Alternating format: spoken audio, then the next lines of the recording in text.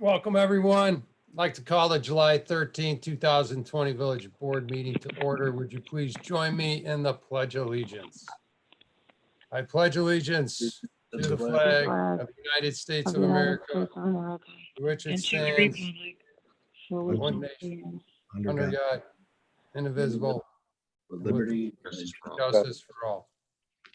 All right, great, thanks. Roll call, please, Charlene. Okay, Kittredge, Here. Kwasniewski, here.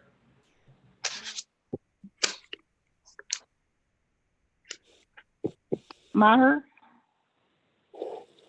Here. Okay, let's see.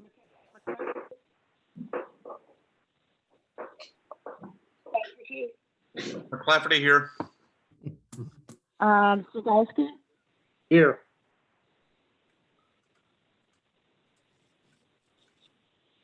Snigowski, Here.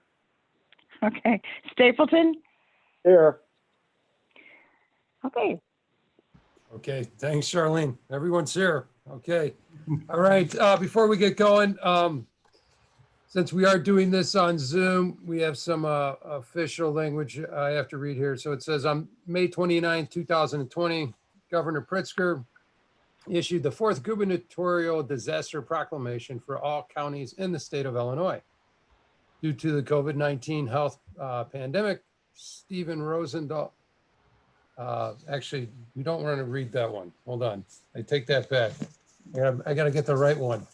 I'm reading the Township one. Okay, so it says on June 26, 2020, J.P. Pritzker again declared pursuant to Section 7 of the Illinois Emergency Management Agency Act 20 ILCS 33057 that a disaster exists in Illinois as a result of the COVID-19 pandemic. As such, per SB 2135 recently passed by the General Assembly, I, as mayor of Lemont, in accordance with the aforementioned declaration of emergency by the governor, finds that it is not practical or prudent to have an in-person meeting tonight. Additionally, for the record, this meeting is being conducted via the Zoom virtual platform. Notice of same was given to the public and at least one person. In this case, our village administrator, George Schaefer, is present at Village Hall as is required by the newly amended act. So that's the village one. And with that being said, we can continue. Actually, I'll kick it over to you, George. Yeah, I'll just add on to that, Mr. Mayor. Just again, another Zoom meeting here today in compliance with the recently enacted Illinois Senate Bill 2135 and the governor's recent declarations. Many different opportunities to participate. You could email in or write in before the meeting or even during the meeting.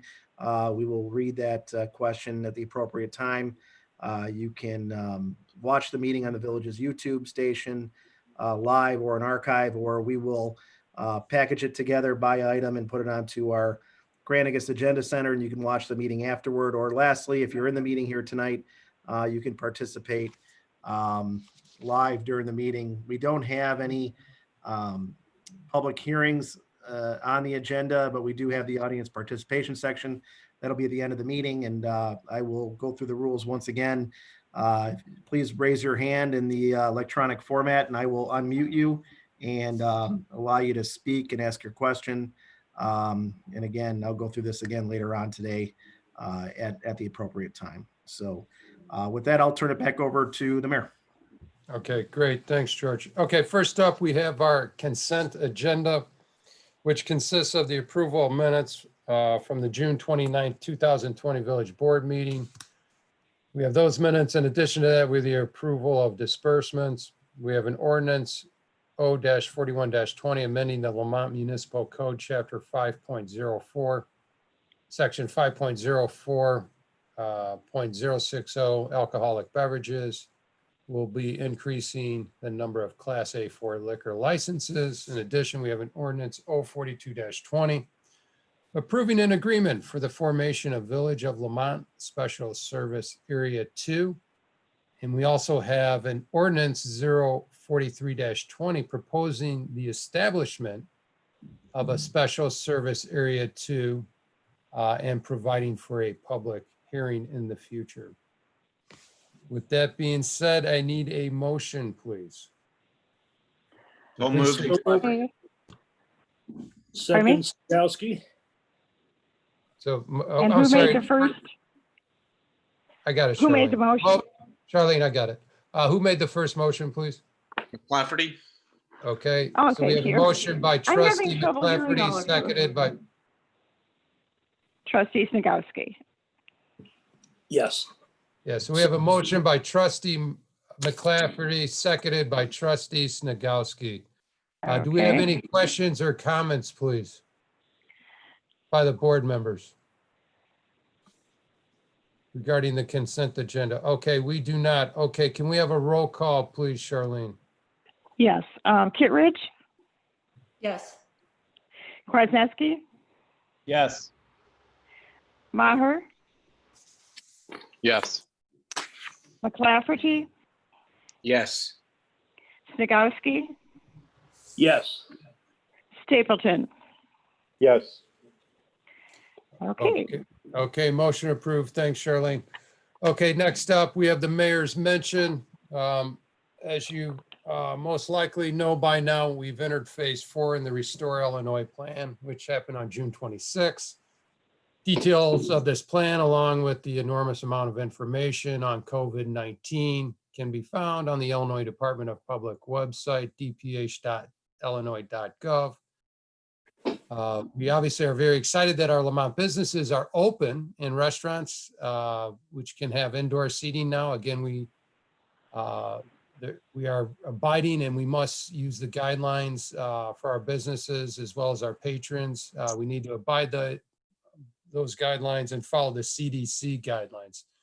While we cannot speculate on when we will move to phase 5, I guess we would all pretty much guess that that is pretty much down the road, considering it will require either a vaccine or something highly effective or widely available to treat it. So the economy would fully reopen at that time with the safety precautions continuing. Please continue to wear cloth face coverings when less than 6 feet away from others and when indoors, and please continue to maintain social distancing as we are in phase 4. Obviously, in Illinois, everyone continues to hear that the cases are continuing to go up. We are in phase 4. Hopefully, we do not go backwards, and hopefully, we do go forward into phase 5. With that being said, next up, just want to let everyone know the Lemont Public Library is back to their regular open hours starting today. They are adhering to CDC guidelines with social distancing measures. Masks are required. There's limited capacity of 2 in a given study room, and computer usage is limited to 1 hour. Please visit the LemontLibrary.org. Also, the Lemont Park District is having drive-in movie nights. Advanced registration is required. Please visit their website for dates, times, and registration. The Centennial Outdoor Aquatic Center is open and adhering to guidelines. Advanced registration is required. Please visit the Lemont Park District org for additional information. Also, the Lemont Legion's Cruise Nights takes place every Wednesday from 6 to 9 p.m. in downtown Lemont and will continue through August 26. Please visit myhcba.com for more information. And lastly, again, we encourage everyone, it's 2020, so it's our census that takes place every decade. Census takers will begin visiting homes this month. And for those of you that have not yet responded to the census, please do so. They will be wearing face coverings, following local public health guidelines, and have a census ID badge when they visit your home. Their goal is to help you and everyone in your home be counted in the 2020 census. Again, there are 3 ways you can complete your 2020 census. You can respond online, by phone, or by mail. If you respond online by phone, a census taker is less likely to have to visit your home to collect your responses. Everyone should have previously received a postcard in the mail from the census with a code on it for the online form. With the library being open, they have computers available for Lemont residents now to use. please visit 2020census.gov when you go online. And please be sure to complete your 2020 census and help bring Lemont to 100% count so that we can receive our federal and state fund share at a proper amount. Okay, with that being said, that is it for the mayor's mention. Next up, we have the clerk's report. Charlene, take it away. Okay.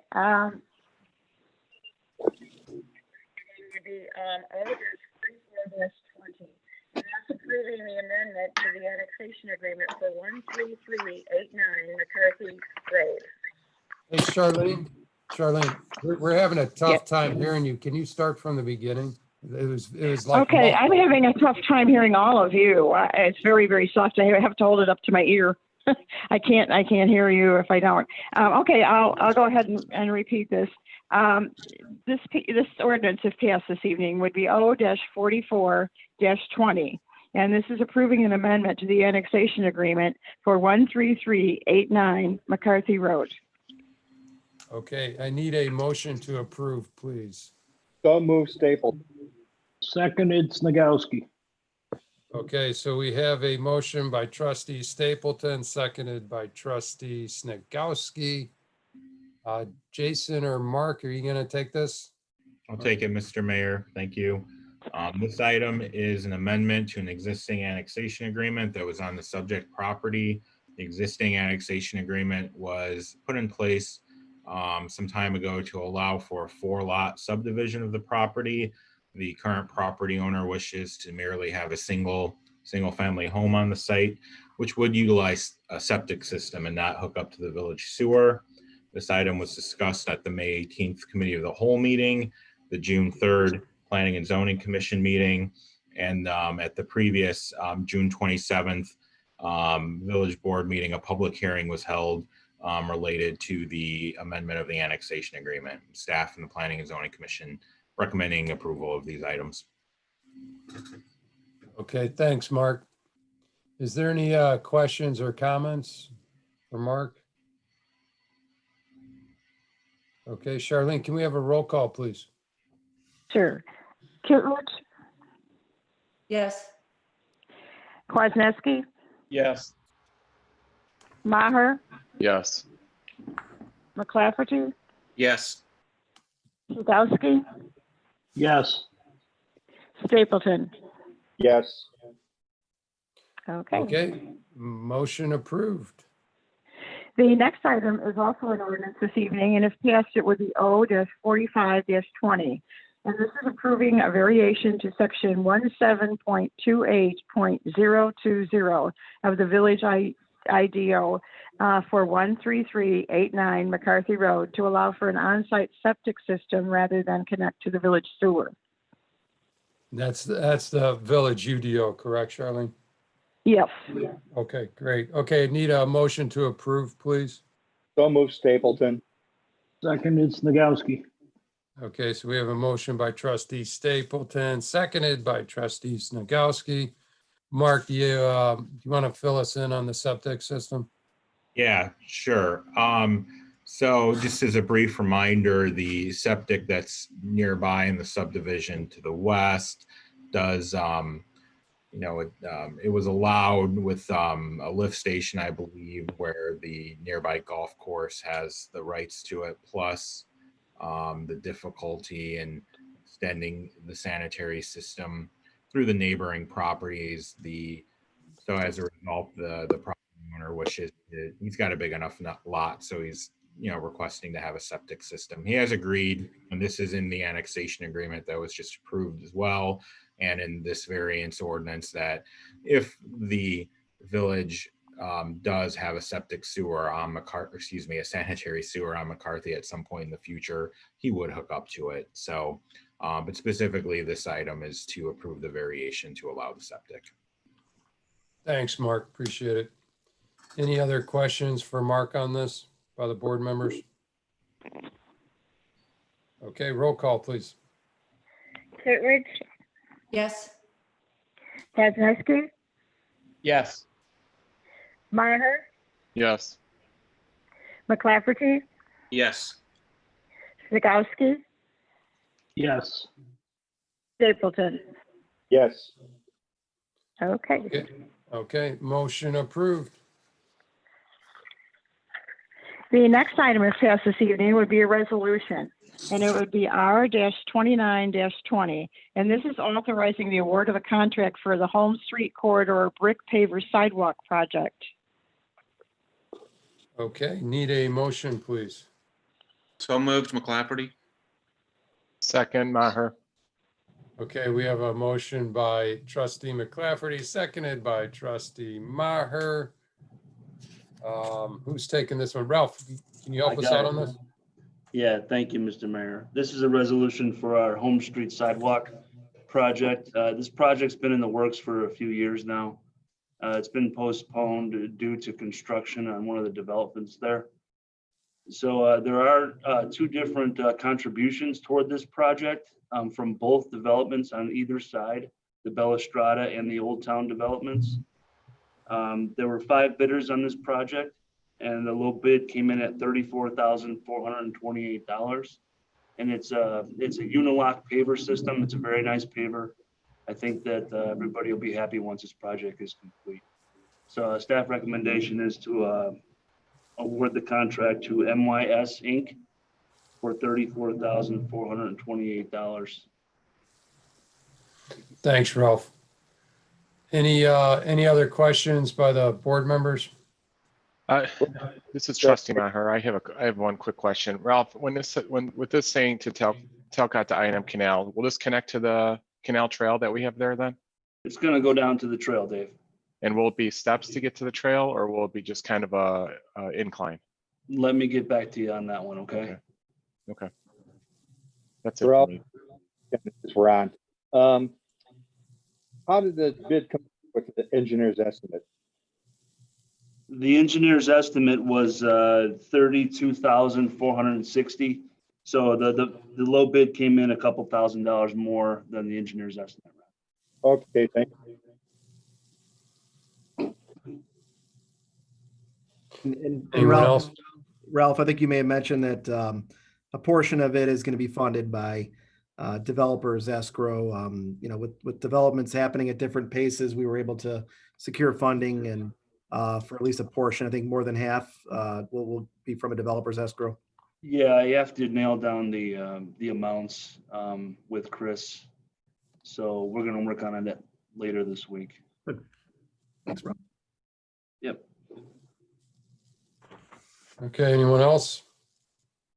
Okay, thanks, Ralph, again. Roll call, please, Charlene.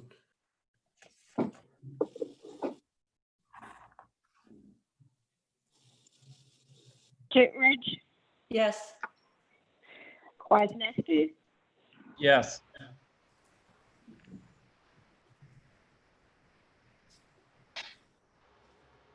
Maher, Yes. McClafferty, Yes. Yes.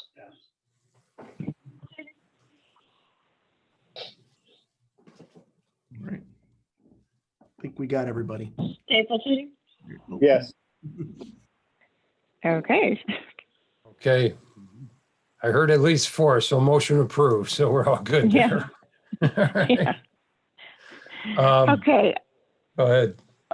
The next item to this evening is a resolution. It would be R-30-20. And this is authorizing the approval of a tri-party agreement with the Lemont Township and Lemont Quarries Holdings LLC. Okay, need a motion, please. So moved, trustee Maher. Second, Kittredge.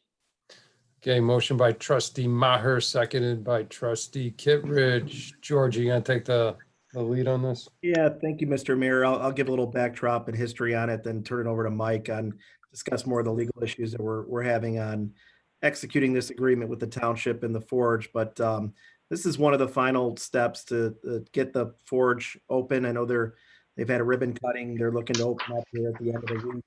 But I'll go through, give some history. The village is looking to enter into a 3-party agreement with Lemont Township and Lemont Quarries Holding LLC, which is the legal entity for the forge. regarding the management and maintenance of the quarry property, specifically the parking lot areas and the roadway leading to those areas north of the Item Canal in the quarry area.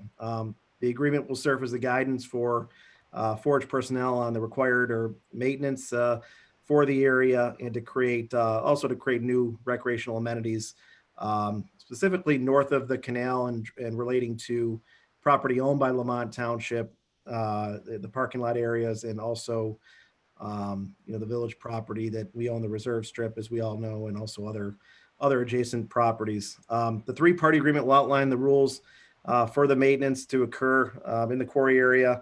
The first part of it, though, does involve the construction of the parking lot, which we've already approved a bid for the parking lot, and that project is continuing on in the quarry area. The second major section of this agreement includes the maintenance, as I mentioned, and I'll go through that here in a little bit. Again, this is the last one of the last items before the forge can open.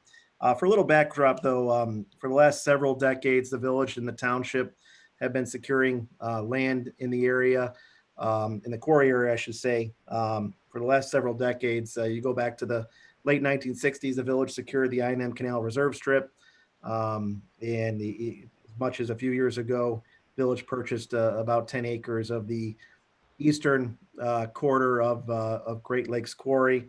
And in addition, the township purchased 50 acres of open space in the quarry area about 10 to 15 years ago, in conjunction with the village donating property to the township so they can complete that purchase. But also, as part of that agreement in 2009, the village giving assurances that it would maintain, provide liability, maintenance, policing services, and other responsibilities for the quarry area, so that the township could go ahead and purchase that land. And if you look at the next map, and it's important when I go through what some of the issues that we're having. I mean, you look at the quarry areas, we all know it. There's several different properties that are secured by the village. We don't own everything, but you have MWRD property in the northern half of Great Lakes Quarry area here and here. You have property owned by IMTT, in which the village does hold lease rights for those areas. So we provide maintenance liability for those areas, and subject to the 2009 agreement with the township, this area north of the canal, the village has been maintaining it. We secured grants over the years from Citgo and other sources to clean it out, chip away at it. Public Works Department's done a great job on their limited bandwidth of maintaining it over the years. So that's kind of where we are in the entire grand scheme of things for the purchasing of the property. Over the last couple of years, as we all know, we've been working with the Forge 2 or 3 years now on building an outdoor recreation park, primarily south of the canal. But as I mentioned, the majority of their traffic in phase 1, traffic parking, will happen north of the I&M Canal. If you follow my cursor, for anyone watching at home who hasn't been back there, they're going to cross over by KA Steel, or the former KA Steel. You're going to go north of the canal, and here's where the large parking areas are going to be constructed. There's a small one now, and that's being expanded. So really, this entire area, the northern half, or this section where my cursor is now, will be parking, and also our roadway. The agreement attempts to address, the concern from the board and others in the community on maintenance, where while this property has been maintained by the village for the years for passive recreation, boaters, hikers, it's going to get significant more use. So we wanted to make sure that the road holds up, the parking lot holds up, and that's where a lot of the parts of this agreement come into play. On the other side, before I turn it over to Mike, and we've been working with the township, the other subject to question, where we have a disagreement right now, with the township, is the township has requested that this agreement completely replace the 2009 agreement. When two issues with that. One, from a legal standpoint, I'm not an attorney, but I'll leave it to Mike. That agreement was an IGA between two entities. So a separate agreement that involves 3 entities, with a non-governmental partner, can't really rescind a previous agreement. So that's one area from a legal standpoint. From a practical standpoint, the village still holds underlying liability maintenance, even though the Forge is providing those duties for the term, however long the forge is open or however long the forge uses the north half for these purposes. The village still, feels we need to stay involved to be the entity responsible, the one point of contact for this entire area. I thought we were getting close, and the township board will be meeting, I guess, tomorrow, I'm hearing, to talk about this. And, we're a little bit of a disagreement. I wanted to get it on the agenda for discussion tonight because we are running out of time. Obviously, the forge, from our standpoint, we don't want to hold the forge up. We want to see people come into town and spend money and recreate, but we got to do it with the right documents in place. So I'll Mike, if I could turn it over to you to kind of talk about from a legal standpoint where you think we should go on us being kind of on the lead here of approving this agreement without assurances that the township is going to follow suit. But I'll leave it to you, Mike, and then we'll kind of have a discussion. Thanks, George. Can everyone hear me? I'm sorry, I'm on a different computer this time. So you can hear me? Yeah, you're good. All right. Yeah. I think you really went over the timeline. We've been working on this since I joined representation of Lemont. We had come to what we thought was an agreement in 2019 with an IGA to replace the 2009 IGA, sent it over to the township, and we did not hear back. And then we have decided that after a consultation with both the forge and with the township, that the way to handle this would be two parts, with an IGA, intergovernmental agreement with the township.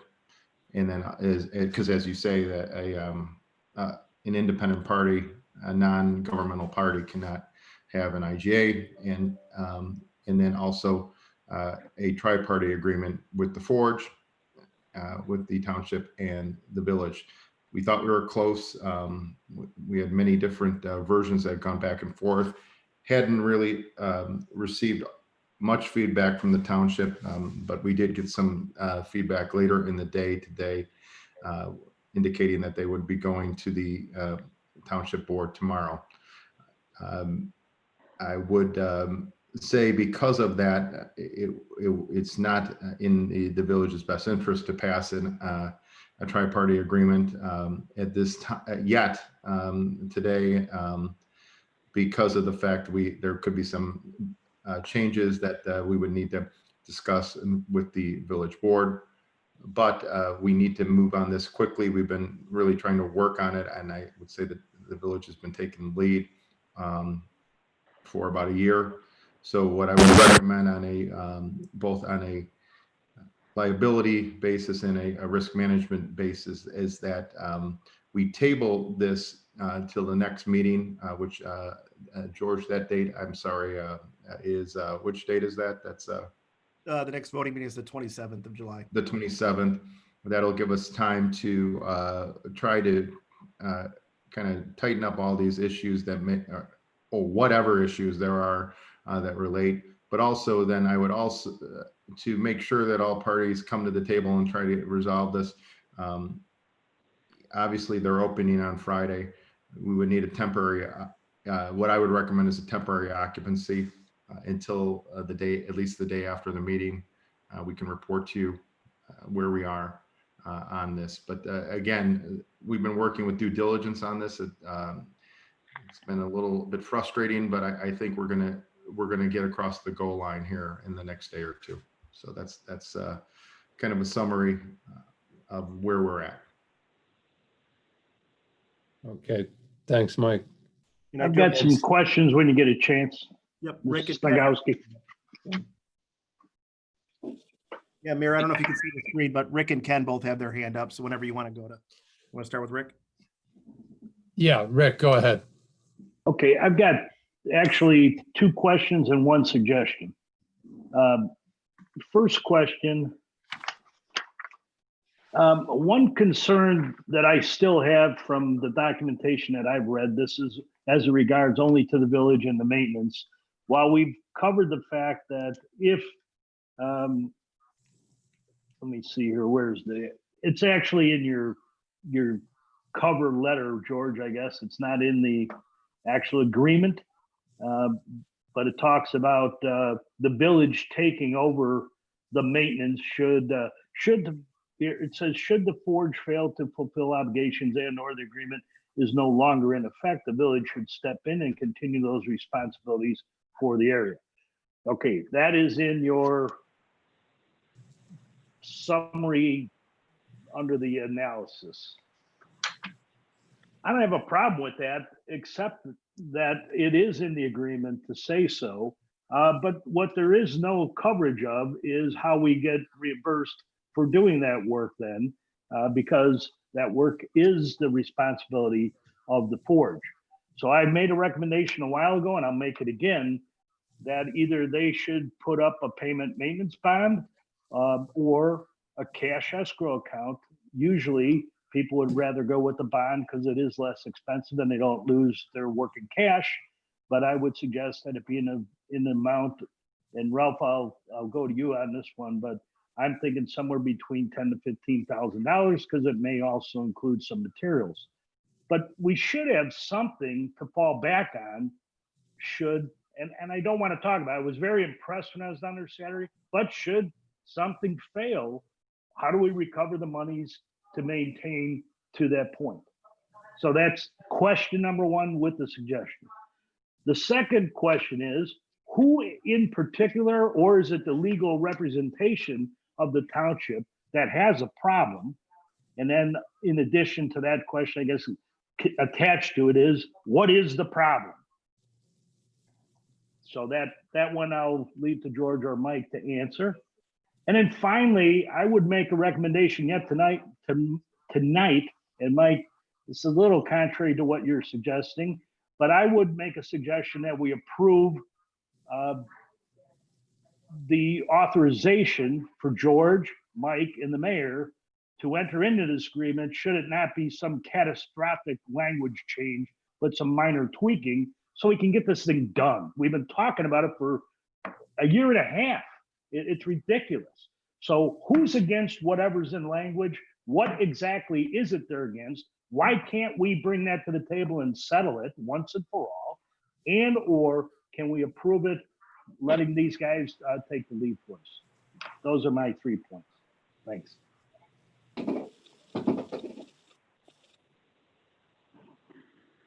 Thanks, Rick. George or Mike, do you want to address Real Rick's, quick, can I jump in there real quick? Just so, another suggestion or another, with the agreements that we're dealing with right now, can we put any language in there to say that it doesn't supersede the 2009 agreement, or any language that's in there that doesn't trump the original agreement? Is that possible? Great point. The language, the way it's written, the 2009, it would only, and I didn't address this, so thank you. This deals with the parking lot and any of the ancillary property usage, so the roads, so forth. It does not deal with the other properties. So when it says that it would, that's one of the areas of what we've been going back and forth. The township wanted it to supersede the entire agreement. We're not comfortable with that. We're tidying up the language, and that's on our radar, trustee. And Mike, I think that's a good, whether we approve it tonight or not, it's a good to have these comments from the board. Now you know pretty clearly what you can go back to the township before their meeting and say, look, these have to be in here. It can't supersede the agreement for the legal reasons we talked about, but also from a practical standpoint, this agreement is really about parking lot, the ancillary areas to the parking lot. It does not deal with all 300 acres. So that's kind of one area maybe you can get back to them on. The issue with who has a problem with it. I mean, we've been primarily dealing with the attorney, and I think at one point, I sent an email to him on Friday.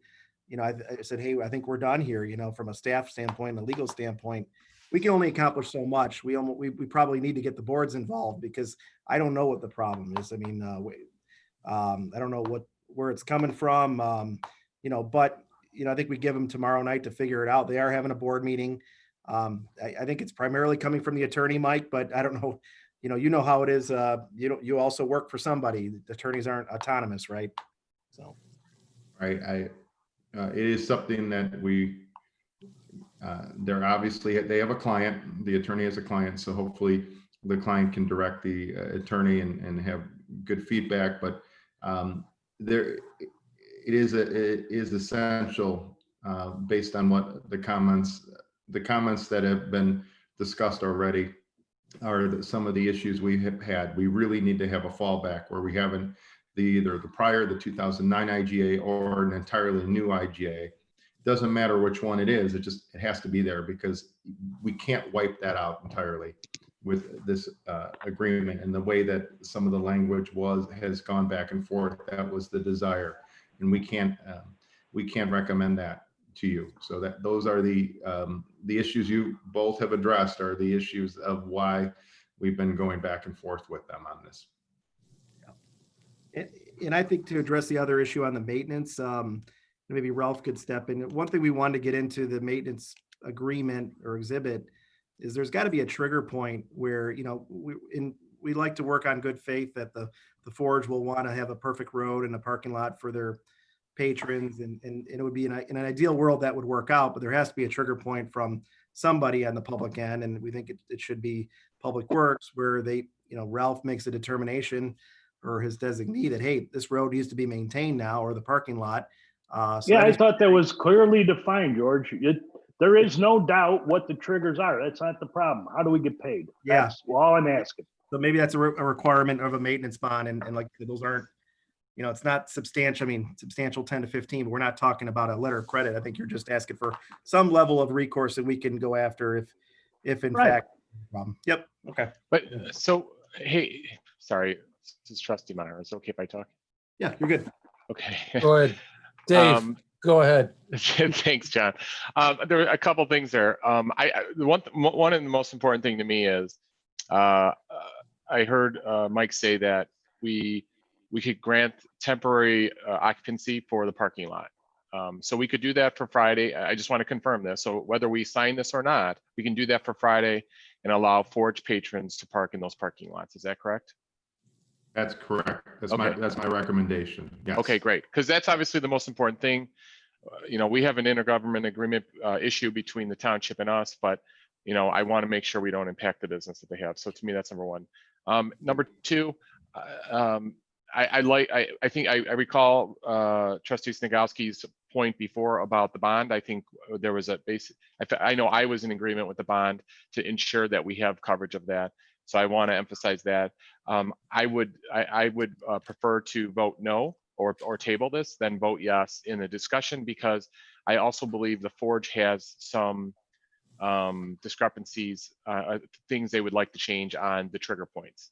So I don't think, while I think the township is pushing back, or is our primary issue, there was still, I think, an open question between us and the Forge staff on those triggers, if I'm not mistaken. So I think were open questions in the three areas. You mean they wanted something lighter, Dave? Is that? Yeah, they wanted some type of appeal process. And look, I mean, and the funny thing is, I mean, you know, Ralph and Public Works, those guys are all professionals, and if he deems right now that it needs to be fixed, he'll go out and fix it, right? I mean, so I think that we haven't seen those requested changes, but you know, some type of appeal court hearing, I think, seems a little bit over the top. You know, Ralph's recommendations on getting something done, I think, should be enough, but we're waiting to hear that. Yeah. So just to kind of take a bigger picture of this. So the tri-party agreement is really an agreement to kind of hold the Forge's, you know, per se, feet to the fire, right? It's to protect both the township and the village, and obviously the village and the township are on the same side here. I mean, we want to make sure that you know, and the Forge has done, you know, so far, you know, as far as working with them, they've you know, obviously it's a major project. You know, we've not had any major issues with them. You know, they've always said the right things, and you know, as far as this agreement, we need to get this agreement done, and it's going to protect both the township and the village. So, you know, I think the township realizes that. I don't know, Rick, the issues they have I mean, I know some of them, but, you know, let's maybe give them some time tomorrow and hopefully we flush it out. But to Mike's point, we do need to get this tri-party agreement signed. And it needs to be signed sooner than later. We can open up this Friday, but as you mentioned, Mike, it'll be on a, like on a temporary occupancy. Is that correct? That's what we would recommend. So everyone understands there's still the urgency. And we also, to assure you, Mayor, and the board, there is a licensing an agreement that is a backstop with the forge that we already have. So we have those protections, but we want to get these done and do it in short order. And I guess- just real quick, Rick, you mentioned a bond of 10 to 15K. I just want to make sure that we understand kind of the other means we have of dealing with the forge. And Mike, this is maybe something you might want to fill us in on. If we're just looking for a $10,000 or $15,000 bond, I mean, the question I would have is for what? You know, is it for some of the maintenance of the road, some of the, you know, the cleanup? If they did not do that, Mike Stillman, if they did not do that and we did not have this bond, we could still hold their feet to the fire by, you know, basically, you know, and obviously we don't expect this at all, but of course you always need to make sure we're protected. And Rick, and that's why you brought it up and I appreciate it. And Dave as well. But I mean, we do have other lines of defense, you know, in the big scheme of things, 10 to 15K, hey, I'm not gonna, I'm not gonna, oversee that and say that's a small amount, but I mean, in the bigger scheme, I mean, these guys have put in $10 million for them to shut an operation down just for one day or put it into jeopardy. My point is I think they have a lot more at risk than not doing what we want them to do. And that's why I'm trying to put it in perspective. I agree with you 100%, John, and that's not what I'm talking about. We could close the road and shut them down. So obviously we have a recourse there. We could close it. We have the right to do that. We can take it over. But that all presumes that they're running. What I'm saying is should things go south and they be out of operation, the bond, I don't even know if the cost of the bond would be $1,500 a year or something. It's like 10%, might even be less than that, may even be only 1%. I don't have the exact figure of the cost for a $15,000 to $20,000 bond, but it's very minimal, which is, but what it is it's an insurance policy. So obviously whoever they go to get bonded by has got to know that they have the wherewithal to do that because they're covering them for that. That's between them and the bonding company. For our standpoint, what it means is we do the work. If they don't pay us, we send the bill to the bonding company and the bonding company pays us. And then the bonding company goes back to them to make it right between the two of them. We're out of it. We get paid. It's just security for us. But as far as having other options, you're right. We could close it down, but that presumes they're still operating. I'm talking about, should it become a ghost town for some reason? That's what I'm talking about.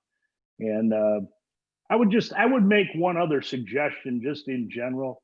And this is just a contrarian point of view, but I think that's what we need to worry about. If things go great, we have nothing to worry about. We'll celebrate that. But I'm concerned, what if they don't?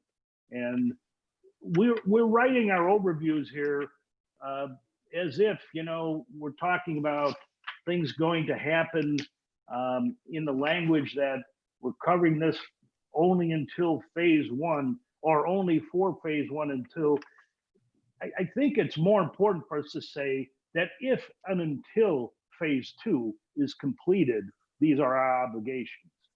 Because we don't know anymore if phase two is even realistic. That may never happen. So I don't think we should talk in the assumption that it's going to happen. I think we should talk in the present case, which is until such time that phase two happens, this is where we're at. Because it may be 5 years, it might be 10 years. Those are the kind of things that I'm a little apprehensive about. But as far as the township goes, as you guys said, the attorney over there has a client, the township. So if somebody is on the township board, or if the supervisor of the township has an issue that they are telling the attorney to protect, then we should know what that issue is so that Mike can address it with the attorney in a legalese type of way, rather than in a want to kind of way, because some board member made some claim that they are admittedly saying, you know, I'm not an attorney, so I'm going to lean on my attorney to do this. Well, if it's that difficult for the attorney to get the language right, then it's probably a pretty ridiculous thing that they're trying to cover.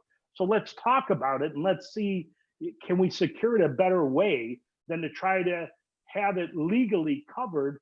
Obviously, their attorney is having a hard time doing it. It's been a year and a half trying to figure out language to do whatever somebody who is not a legal person is trying to get covered.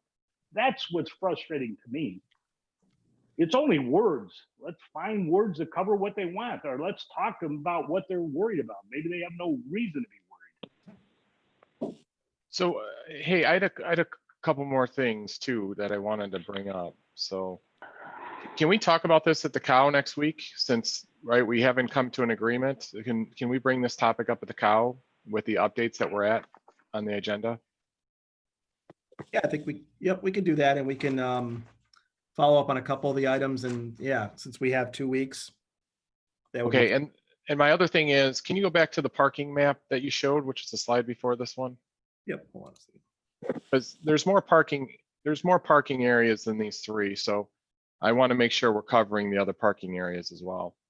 They put a parking area in front of Consumer Quarry that looks to be for about 8 or 10 parking spots, and some other smaller little outshoots, like we'll call them shoot parking. So I somehow I just want to make sure those are covered as well in here. I just don't want to be defining these three when they appear to be putting like 3 to 10 spots down that road, you know, throughout the road, all the way down.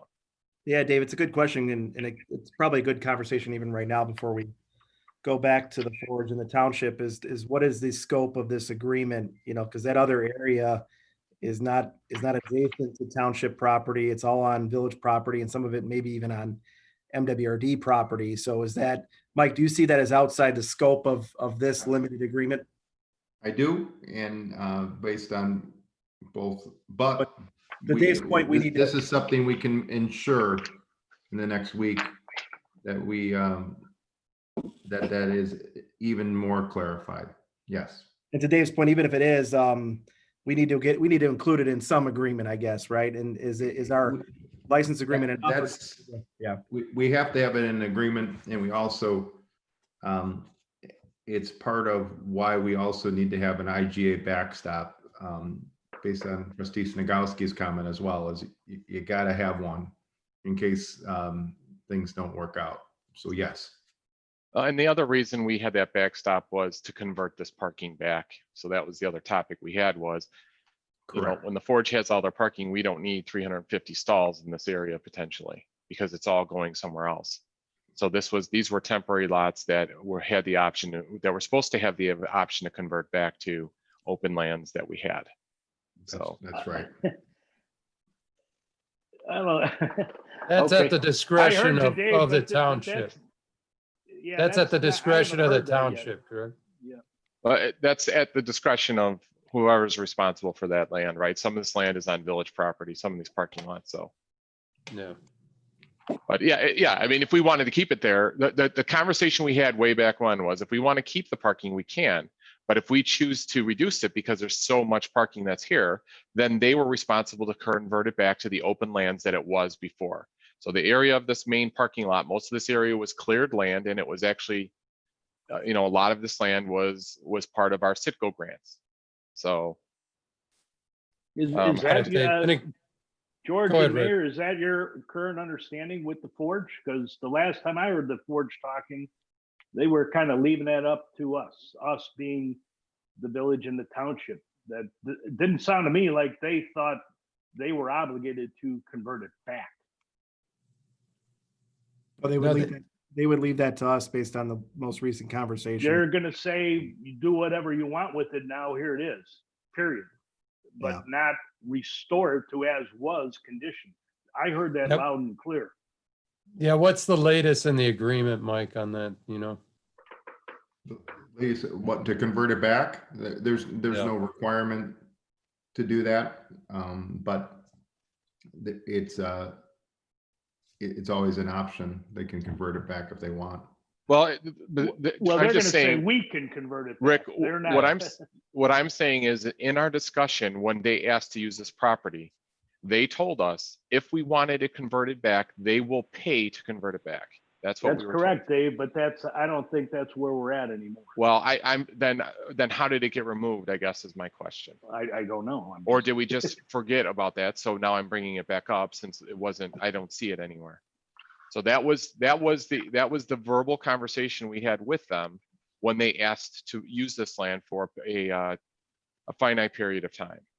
Yeah, to Rick's point, that might be 5 to 10 years out, but I mean, what would you convert it back to? I mean, it could be a very good parking lot. I guess you could let grass grow again. I mean, I think that's up to us. I mean, if that could be part of a bond, if that's important to everybody, but you know, I think from a practical standpoint, we just probably left that go and went after the bigger stuff. But I mean, I'm not saying we're making the decision here of what we're doing. What I'm saying is when we get to the point where this parking lot is no longer needed, we make that decision, and it's the Forge's responsibility to at least convert it back if that's what the board says at that time. I'm just saying that's what they committed to in our conversation, whether we brought it up to them or not. That's, to me, yet since that conversation, but that's what they committed to us. So if we don't need 350 parking stalls out there, which is what we said we didn't need, when they're going to go create a 350 parking lot or 500 parking lot on their property, then, right, this was not a permanent parking lot. This was a temporary parking lot. That was our agreement with them. Again, we could take this offline, George, at this point. So no, I think we could talk to the town, because that's also something we need to be aligned with the township on, because the township, I think, mentioned maybe turn into a picnic grove or something. I don't know what you convert it back to, but maybe they could buy picnic tables. I don't know, but let's. But then you want grass down there, right? So it's just a matter of throwing grass in and letting it grow. So, or paving it. So yeah. But that's the discussion. So, okay, we'll take that one offline. All right, thanks, Dave. Any other questions or comments? So it sounds like we will be addressing some of this again in the cow. Is that next week, George? Yeah, on Monday. We do have other items on the agenda, but we'll put this on. Okay. And we should find out more tomorrow. Township has their meeting scheduled. Is that correct? Is that what you mentioned, George? Yep, tomorrow night. Okay. Another new business on their agenda. I don't know if they'll vote on anything, but yeah, we'll hear back after tomorrow. Hey, Mike, have you, in your conversation with their attorney, have you got any idea what is the struggle for him in the language? What is he trying to preserve? Do you know, or gain, or whatever? Do you have any feel for that, or not really? It seems like it changes quite a bit. I think the 2000 there's this desire to get rid of the 2009 IGA, which it's not something we can do because we need a backstop. So that's one of it. And there's also, I think, a misconception as to what this tri-party agreement covers. What George went over, it's the parking lot and the ancillary uses. So therefore, we have to have something to cover the rest of the quarry property. Okay, then just one other legal question. And I know you wouldn't have the answer right now, but just to lay it on the table, there have been public-private partnership agreements made, which bring in parties that are not public entities, such as the village or the township. It might be worth taking a look at how those have been, what the language is in them to allow them to exist with legal preservation. We said tonight that we can't have a IGA with a non-governmental agency, yet it's done. So the question is, how has it been done? But this is like an IGA, but because of the fact that we have land that will not, is not addressed in the forage properties, maybe if I'm not being clear, I'm sorry. That's one of our main reasons why you can't have an IGA with someone who, or some party that really has no vested interest and therefore has no standings. But I will take a look and see if Okay. there's some other items, and if I can, if I need to change it around, we'll do that. And I thank you. Okay, thanks. Are you recommending we table this motion then, or this? I would recommend that you would table it and just to, for a specific time. So there's two types of tabling. I would recommend you table it to the next voting meeting. And with that, Mike, and because I know over the next 2 or 3 days, we're going to be doing final inspections out at the forge, and there's a lot going on right now with power being installed, and there's multiple courses that need to be inspected. Does that tie into the building permit review process as well? And with Jason on here, that he knows that these approvals have to be, if they meet all requirements, have to be temporary occupancy until. I would recommend that they be temporary until we address this issue, knowing that they'll easily be able to convert them over. So I just think that ensures that we get compliance and we don't lose another year. Okay, thanks, Mike. Any other question, comments on this? No, I'll make a motion that we table this till the next voting meeting. I'll second it. Okay, we got a motion by trustee Snagowski, seconded by trustee Maher to table this. Okay. We need a roll call on that. Okay. Kittredge? Kittredge? Yes. Kwasniewski? Yes.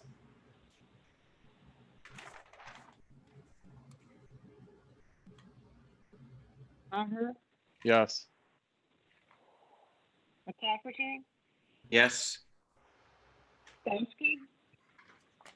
Yes. Stapleton? Yes. Okay, motion approved to table the tri-party agreement. All And right. that's all I have this evening. Thanks, Charlene. Okay, next up, village attorney report. Mike, do you have anything for us?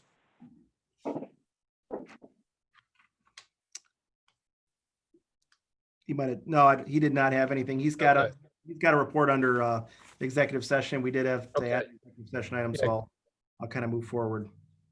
Okay, go ahead, George. Anything with you? Yeah, and I'll be brief, and I know Mike usually goes through the reopening plan. We've seen it enough, but just want to remind everybody, and I know the mayor has talked about the library, and I think the park district, the village offices, well, first of all, I should say village services never really stopped. In fact, March and April, or I should say April and May, and even into June, were probably our more busy months, busiest on record in terms of permitting, inspections, even public works. You can see the town starting to look really nice, doing some cleanup around town. Police, we had civil unrest and some of the other issues. So I don't think we ever stopped, but probably our busiest months were during COVID, and we're still going through. We are open now. We've been open for about a month. Our village office has actually been open since about mid-June. Trying a couple different approaches with limiting our hours, with the understanding that, the majority of business that people need to do with the village at Village Hall can be done online, and everyone's doing a great job. And our vehicle sticker sales are actually at 70% of all the notices that went out. So people are really doing really well online, and even permitting online. We understand it's not ideal for everybody, so we have opened up from limited hours to start, and that allows us to do a deep clean in between open days. So basically Monday, Wednesday, and Friday. Currently, we are open from 9 to 4. Again, it doesn't mean we're not here, or it doesn't mean on those off days or off hours or responding from home. It just means we're only open during Monday, Wednesday, and Friday, 9 to 4. You know, the village hall looks a little bit different. There's you know, different routing. You know, there's boxes to drop things off on off days, but just trying to keep everyone safe. And again, we've had our busiest months the last couple months, but we are open back up since mid-June, and we kind of did a full opening of announcing it on Facebook, social media for July 6th. So if anybody has any issues with the opening plan, as the mayor mentioned, we're not going to be in phase 5 for quite some time. So, you know, we're probably going to revisit this monthly to see how it's going, to see how else we need to open up.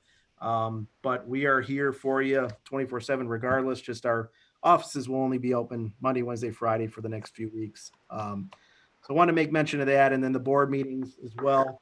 I mentioned it last week on, you know, continuing to do Zoom. I think every meeting, one of us has had a technical difficulty, and Charlene got hers out of the way today, but eventually we'll move to a hybrid approach. But I'm looking to hear from, you know, the community, the board, on whether or not everyone wants to try to get back together. We would have to do some type of hybrid approach, in my opinion. But for now, for the rest of this month, at least until we can get the technology up and running to do it, I think we continue on Zoom in accordance with the established rules by the state. And lastly, kind of speaking of not having to come into Village Hall to do your business, we just launched a new website, and again, still some looks really good. We got some good drone footage from you know, Tom Ballard and the EMA crew. We appreciate that. And take a look at our website. Just trying to find new and better ways to interact with our residents. We started this long before COVID. In fact, it probably delayed the project a few months, but it looks great. There's just, I think, you know, we're partnered with Granicus, which is a, you know, with our agenda center as well. And there's going to be some more features over the next couple months that we're going to roll out. But thank you to the board members. I know Ryan had a hand in this, and the rest of you guys, the community. We did some surveying on how people want to interact with our website. And like I said, over the next couple months, we're going to see, you're going to see some more tools rolled out. We just wanted to roll it out where our bandwidth can handle it right now. But no, just to keep in contact if you have any issues with the website. Next meeting, I think we're going to have Linda on here and do more of a demonstration, and we're going to do videos. But just wanted to make mention, please visit our website and give us comments as you see fit. George, I have a question. Yes. Have we continued our adjudication hearings? Yeah, good question. Mark, you want to, Chief, you want to go through? We have, and a little bit of a limited scope and maybe a different protocol, but Chief, you want to go through? Yeah, so we've done 2 now. We've handled them in a lot of the ways how doctors' offices are handling them, where folks come in, check in, and then go back out to their car and they leave a cell phone. And when it's their turn, we'll bring them in.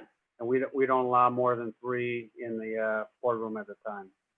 So we've been able to successfully move it through. It's taken a couple hours, but we've gotten all of our adjudication, our past backlog all caught up. Okay, thank you.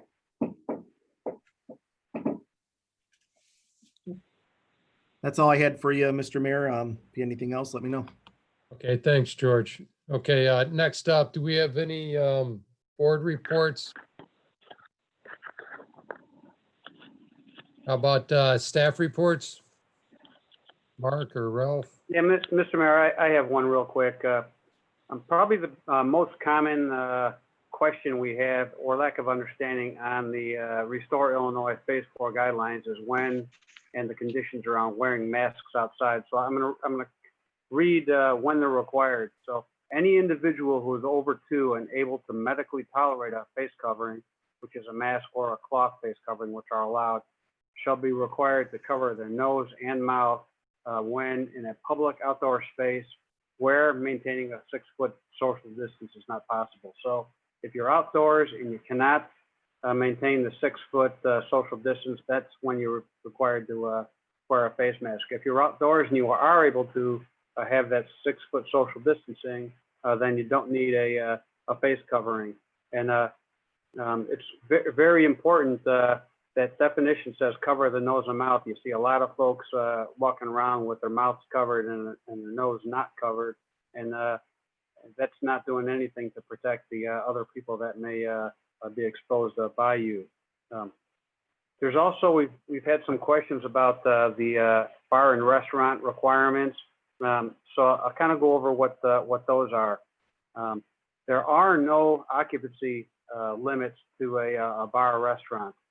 There was a lot of talk as this was kind of winding up that there was going to follow other states where the 50% capacity was going to be implemented. But when the governor released these, there was no capacity limit.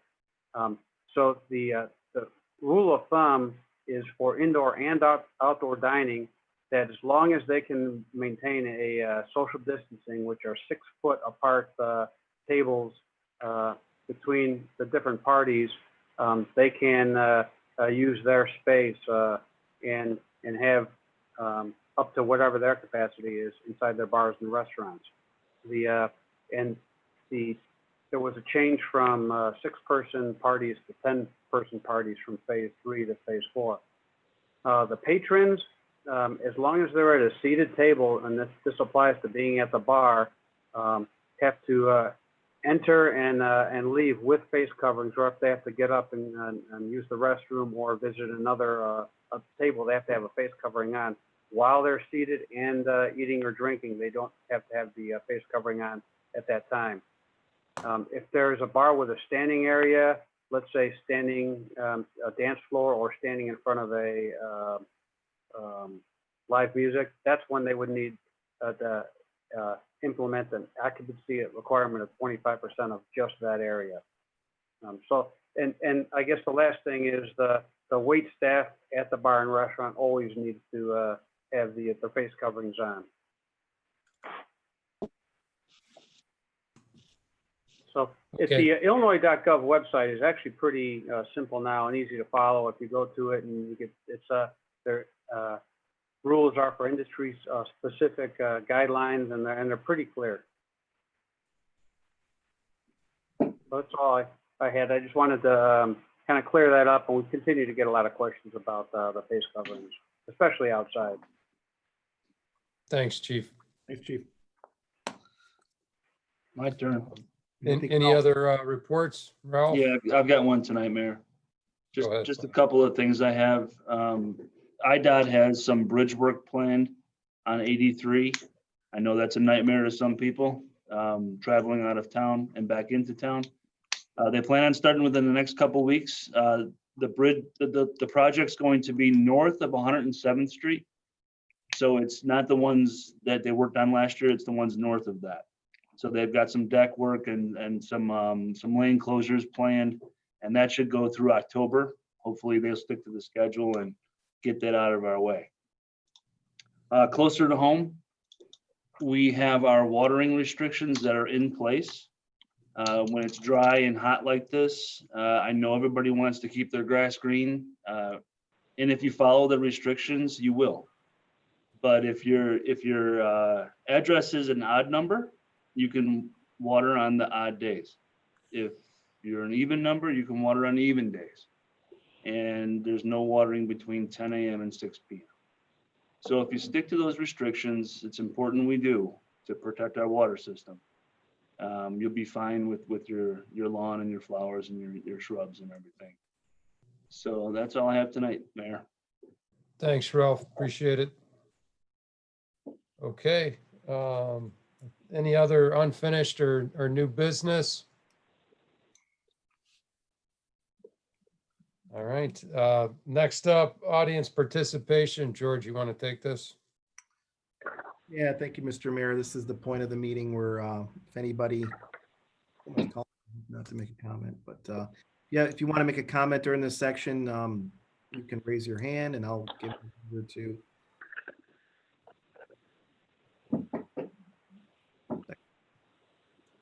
Okay, I got nobody looking to comment, Mr. Mayor. Okay, all right. Next up, we are going into executive session. Need a motion to go into executive session under, make sure I got this right, Mike, under section 2C11, imminent litigation. Did I get that right, Mike? You did. You have determined as the head of the body that there is the need to go into executive session because litigation is imminent in this situation. Okay, with that being said, I need a motion, please. So moved, trustee Maher. Need a second. Second, Snagowski. Okay, motion by trustee Maher, seconded by trustee Snagowski to go into executive session. Roll call, please, Charlene. Okay. Let's see. Kittredge? Yes. Yes. Yes. Yes. Yes. Pardon me? No? Yes.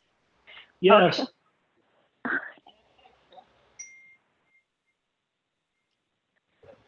Stapleton? Yes. Okay. Okay.